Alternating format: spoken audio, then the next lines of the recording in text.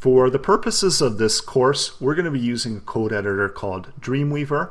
There are also code editors such as Notepad++, and as you can see here, we've got Notepad++ opened up on the same file that we have within Dreamweaver.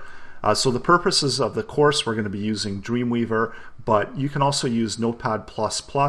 It's an open source editor, and there's a whole bunch of additional editors that you can get to work with your HTML code. And as you can see here, even in Notepad++, it actually takes those opening and closing tags, and you can open up the different tag elements within the menu here on the left-hand side.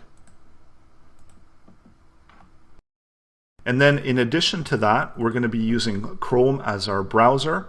So if we also have a web server, a local host running on our machine. So that's why we're able to go to course.website. And this just translates going over to our local host machine.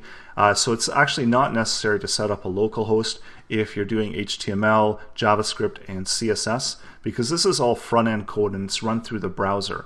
And the browser is the one that actually interprets the code that's being output. So you can actually go over to your files and you can simply open up the file that you've created.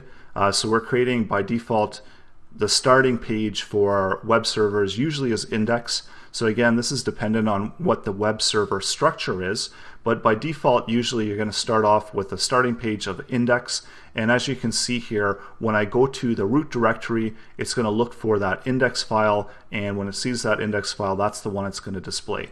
So this is going to be the same thing as typing in index.html, same thing.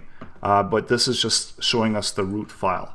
And again, you can go to the documents directory or directly. So as I've done here, where I just go to the path where the file is located, and you can see here that the output is still the same. It's actually outputting it the same way. So I just had that zoom there.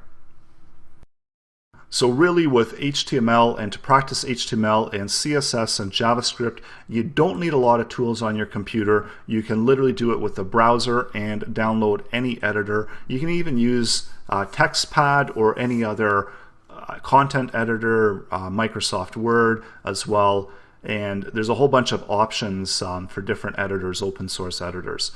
So I do encourage you to download one and start working and practicing the code, because it is important to practice the code that we're talking about in order to get familiar with what each different tag is going to do and how that functions and outputs within the browser. And especially when we get into more complex CSS, it's going to be important to be able to understand and visually be able to see all the different elements that are available within your HTML document.